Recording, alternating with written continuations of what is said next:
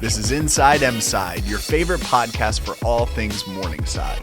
Hear stories from students, alumni, faculty, and more about what makes the Morningside experience so special.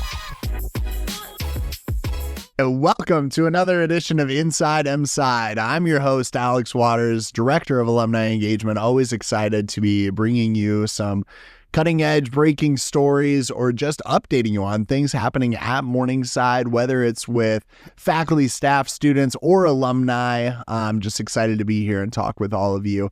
And we are excited and looking forward to the guest today, Brian McFarland, talking to us about a range of different things, because Brian, you've held a lot of different positions throughout your time at Morningside. And I know we're going to get into a couple of those a little more in depth and talk specifically about some grants that have been secured. But why don't we start with you introducing yourself? Tell us a little bit about yourself. If someone's listening in or watching this online, how did you come to Morningside? How long have you been here? Talk about some of your roles leading up till now. Yeah, absolutely. Well, first of all, thanks, Alex, for having me on. It's always a pleasure to talk, and I'm excited to be on the Inside Mside podcast. You bet. Really you've made it. It's official. Yeah. So I have been in higher education now for right about 20 years or so. So I originally started at a small college in Arkansas called University of the Ozarks, and so my training's in chemistry. So I was a chemistry faculty member there for 8 years before coming over to Morningside in 2013. And so I started in fall 2013 as a chemistry faculty member, and I've taught chemistry ever since then. Not so much recently, but even still the occasional class. So I've taught here for I guess this is about 12 years now.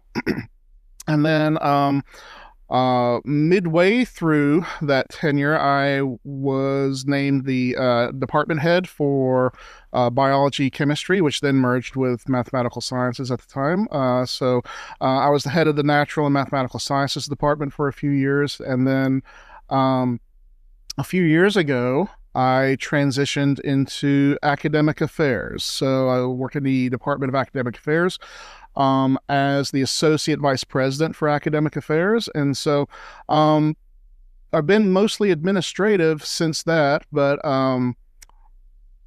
that's where I really started getting my first experience in working with grants and sponsored programs. And so that was considered part of the job while I was in the academic affairs position. Yeah. So it was like, how can you expand the pie? It's not just, what are you doing as far as maybe faculty or classes or those things, but really looking at bringing money in too, and looking at what funding sources. Yeah, exactly. I mean, this actually started under my predecessor, Alden Stout. Oh, that's right. Yeah, because he and President Reinders, they had worked on, sort of developing a concentrated focus to get the university more involved with faculty research and student research, and that big part of that is getting money getting funding to make it possible. Be able to pursue those things or funding different, physical assets that maybe assist with that research or those types of things too. That's really interesting. Yeah, absolutely. Yeah, I forgot that it started a while back with Alden and President Reinders. I think that started about around 2017 or so, give or take a year or so. And so, I actually worked with Alden when I was department head for National Mathematical Sciences on some of the first grant proposals that we did. So that's kind of where I really got my feet wet, was as an investigator. And then I worked with Alden quite a bit and sort of got a pretty good hang for how the process went on the administrative side. And so that was one of my big duties whenever I started working academic affairs, was doing that.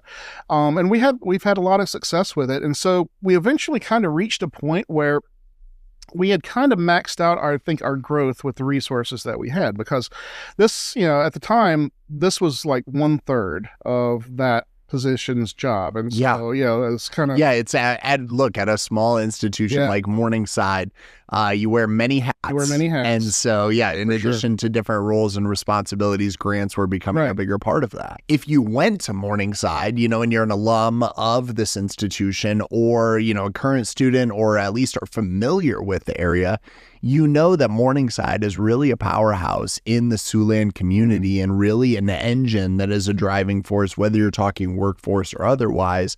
And we have a number of partnerships. I mean, with the school district, with other entities, with nonprofit organizations. I mean, you look at all the interns that we're able to supply and provide.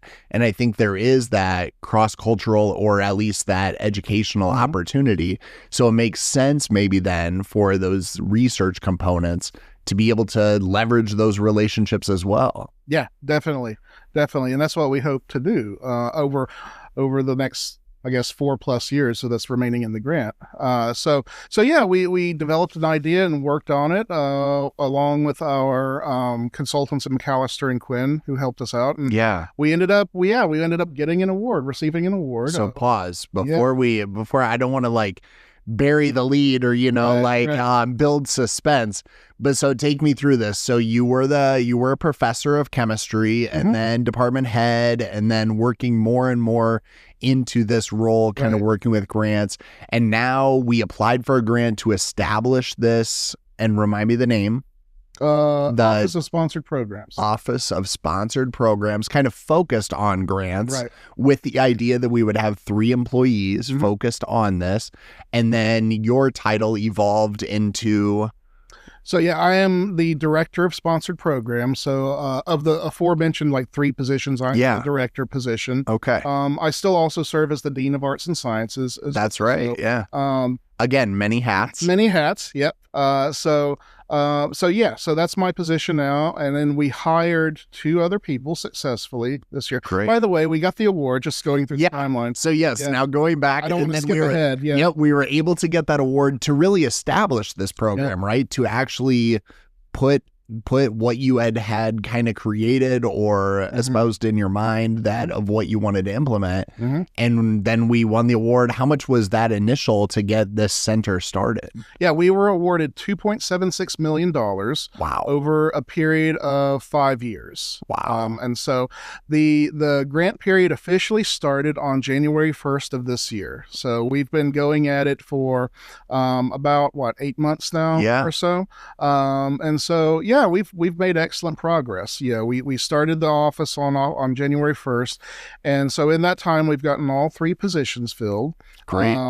And we have gone about a lot of the sort of the first thing was trying to transition it all out of the academic affairs office, the existing awards and coverage and all, getting everybody trained. Make it kind of a standalone entity. Making it a standalone that people would be able to recognize or, you know, reach out to, no matter the department or no matter the group, really. Yeah.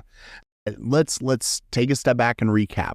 So inside Mside, your host Alex Waters, and I'm sitting here with Dr. Brian McFarland, and previously a professor of chemistry, or I suppose you could say still currently a professor of chemistry, but has held numerous hats and then established the Office of Sponsored programs that's really focused mostly on grant proposals, community collaboration, and partnerships to expand our grant opportunities funding for research based both on the faculty and student side. And so now that you have your 3-person team established, you as the director and 2 other individuals, talk to me about some of the grants that you've been going after. Some I know that you've been awarded. I know that there's some exciting things that you're able to acquire, not only in the world of just research, but also physical assets that we're going to be introducing to campus because of these funding, this funding. So we got the 2.7, was it initial? $2.7 million over the course of 5 years that started to establish this office. What success has been there? What have you been pursuing? Been awarded? Talk to us a little bit about that. Right. Yeah. So we've been quite busy. I counted them up the other day. I think strictly speaking, since the beginning of since we established the Office of Sponsored Programs, we have filed 12 unique brand new grant applications, and then also 2 sort of revise and resubmit applications. And so that's through 8 months. And so that's definitely ahead of the pace that we've been doing in the past. Well, and especially because if you haven't applied for a grant in the past, these can be extensive applications. I mean, you're talking dozens of pages at times, I mean, it can be rather, especially depending on who you're applying through or for. Absolutely. Yeah. It can be maybe a 1-page application or it could be rather extensive. Yeah. You hit the nail on the head. Some of them are pretty quick and easy. Others are very, very onerous and have all sorts of required sections and formatting requirements and strict guidelines that you have to follow. So yeah, it can be a pretty time-consuming process. But yeah, no, with the new office, we've definitely been able to increase our capacity for not only writing the proposals themselves, but also finding opportunities that work well for people, being able to more efficiently keep track of post-award items and all. So yeah, we have, like I said, put in 12. Applied for 12 and did a couple of resubmits. And so to this day, to this point, we have been awarded, trying to think, carry the one. Yeah, I know. I know. I think 4. I think we've gotten 4. I want maybe 5, but I think 4. 4 off the top of my head. Okay, different grants. And they all came in this summer. So we got a major grant from the National Science Foundation through their IU's program. Stands for Improving Undergraduate STEM Education. We got a grant for $750,000 from them this is to basically take one of our previously funded proposals and sort of offer a new iteration of it, but expand it. It was for incoming biology and chemistry majors, giving them a concentrated experience in something called project-based learning, where they get to really do independent thought and formation of research ideas and sort of do free exploration. Kind of a low risk, high reward type of situation where they don't have to be paralyzed with fear that they're going to mess up and screw up a research project or something, but knowing that see where it takes that's part of the learning process. And that's an important part of any type of STEM research, and a lot of students don't necessarily understand that. So that will be we got awarded that. We're currently in the planning / training year, and so we'll actually be welcoming students into that program starting in fall 2026. Wow. We were also awarded $170,000 from the Roy J. Carver Charitable Trust. This was a collaboration between biology, exercise science, and nursing, and so really, this was to get a couple of big pieces of equipment that would be really helpful for basically any health sciences student or health professional student on campus. And so probably the biggest ticket item of the 2 is something called an anatomage table. Yes, and that's right. It is one of the most amazing pieces of technology I've ever had a chance to play with. It's basically a life-size 84-inch virtual cadaver. This virtual cadaver table allows you to see authentic photos, cross sections from all different layers of the human body. They have multiple cadavers. These are based off real human cadavers, and it's just so amazing. I always say it kind of reminds me of, like, if you've ever seen Iron Man, that the technology Tony Stark is dealing with doesn't have the holograms that pop up, above the table or anything. Not yet. Not yet. But everything else kind of reminds me of it. And so it's really amazing. And so, that is going to be something very unique that, it's a very expensive piece of equipment, as you might expect. And so not a lot of places have it, especially our size. So we're very excited to be getting one of those. Yeah. That will be in use by anybody taking anatomy, anybody in nursing. We also received a grant from the Margaret Ann Everest Foundation. That's a private foundation that, and they awarded us $25,000 for performing arts. And so we worked with Heath Weber on that one quite a bit. That is going to be most likely used for to help enhance events like Christmas at Morningside. Some of the high school crowd favorite, of Morningside alumni and the community for sure. Some of the high school honor band performances. So that's going to be amazing. And then we also received, I worked with Brett Lyon. We got a grant from the United Airlines Foundation through the Siouxland community. Is sort of an arm of the Siouxland Community Foundation. That's for public safety. And so, Brett is the director of safety here. And so this was to get equipment to help train first responders in an emergency or accident or something, help stop massive or substantial amounts of bleeding. Oh, wow. So that's cool. So those are the ones we've gotten. We've had several of them that are still under review. We have a pretty substantial one currently in submission to the United States Department of Justice. They call it their campus programs. Their campus program. It's a creative name, I know. No, that's what they call it. It is designed to increase awareness and provide training to different campus members on how to deal with issues of violence, such as sexual assault, stalking, that type of thing. We have one currently in submission to the Beckman Scholars Foundation, a private foundation that funds research opportunities for students in biology, undergraduate students in biology and chemistry. We just filed one with MIRD, the Missouri River Historical Development, for making potential improvements, especially in audio and lighting to Alley and to Epley. That's right, to the gymnasium as well as the Epley Auditorium. And so there's lots of other stuff on the horizon too. I think we're going to be getting into a couple of things involving agriculture, looking at the USDA. It's kind of like a conveyor belt, right? We finish one, another one comes along. So there's been no shortage of interest so far. Well, and what I absolutely love about some of the things you've outlined here in the Office of Sponsored Programming is really the focus on diversifying the range of not only grants you're pursuing, but also the impact it's having across campus. I mean, you talked about obviously the cadaver table, the virtual cadaver table, with really focusing on our health sciences or anyone going into the healthcare career that might be, have a focus on learning more about the human body and anatomy, but then also, $25,000 to be used in the fine arts, and now you're talking agriculture, we're talking safety and security.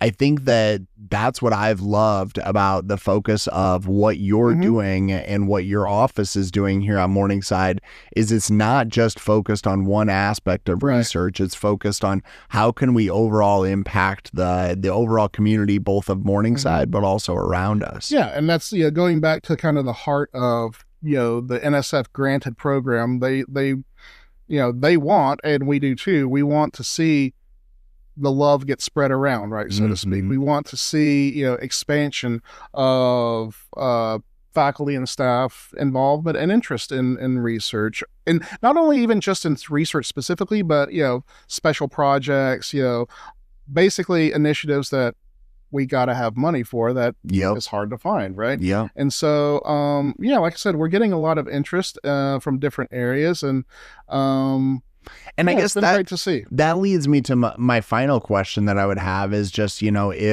if someone listening to this, if it's an alum, if it's anyone in the community that wants to know more about this or wants to get involved, maybe assist or, pass along grant opportunities or just visit with you about potential ideas, how would they get in touch with you? How could they assist? Is there anything that they could do? Yes, absolutely. I would say to anybody listening to this, if you have an interest at all, if there's something that you think would be really neat to pursue for the university, and this could be all sorts of things. This could be research specifically. This could be a large special initiative across campus or for a particular area that you need funding for, or if you think you have really good ideas for partnerships, right? If you're maybe a part of your organization that you're sitting in now, if you're an alum if you think there's something that you could work well with our university on, or you know somebody, yes, absolutely, let us know. My name is Brian McFarland, and I can be reached by a phone. I'll give you my phone number. It's area code 712-274-5250. Email McFarlandB, McFarland, as in dog, B as in boy, at morningside.edu. For sure. We'll make sure to put that in the information below too. And then also, my colleague, I should mention, by the way, I don't want to end this podcast without mentioning specifically the two people that we did hire. For sure. We should have. Yeah. Now that they're hired and they're working so hard, we got to recognize because they have them. done That's a wonderful job since I'm so happy with the team we have.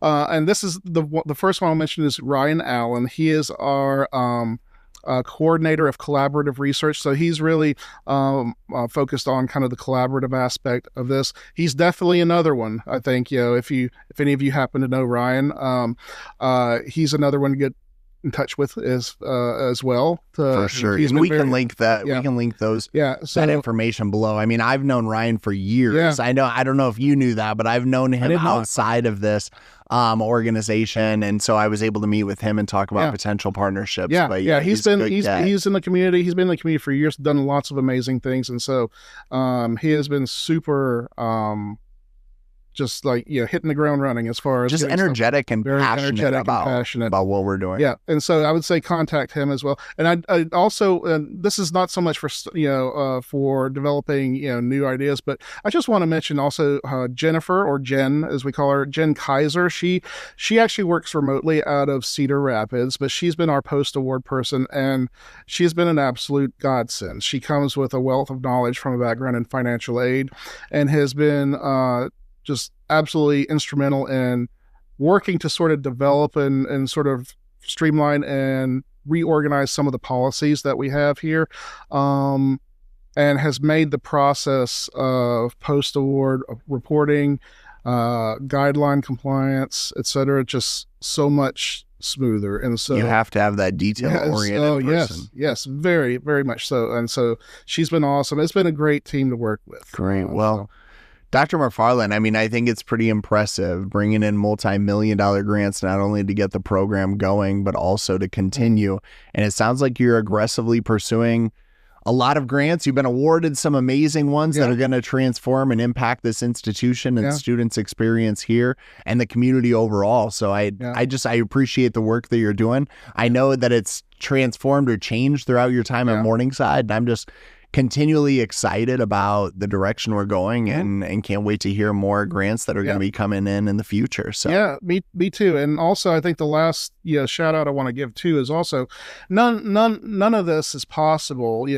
Pursue. We can identify grant opportunities all day, but it really, our faculty and staff are really at the heart of this, because they have really wonderful ideas for initiatives and projects, and really how they can enhance, Morningside University as a whole, and also specifically the experiences of our students. So I'm always so impressed when I talk to somebody new about an idea they have, and just the amount of creativity and thought and passion that goes into this. So they've been really awesome.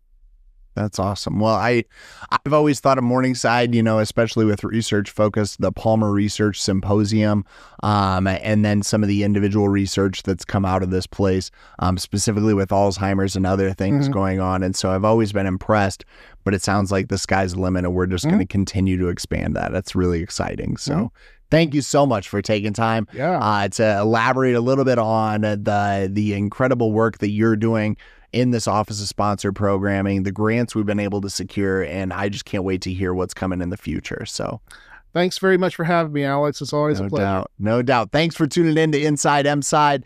Make sure to keep track of us, everything that's going on at Morningside. Tune in next time, and we can't wait to chat.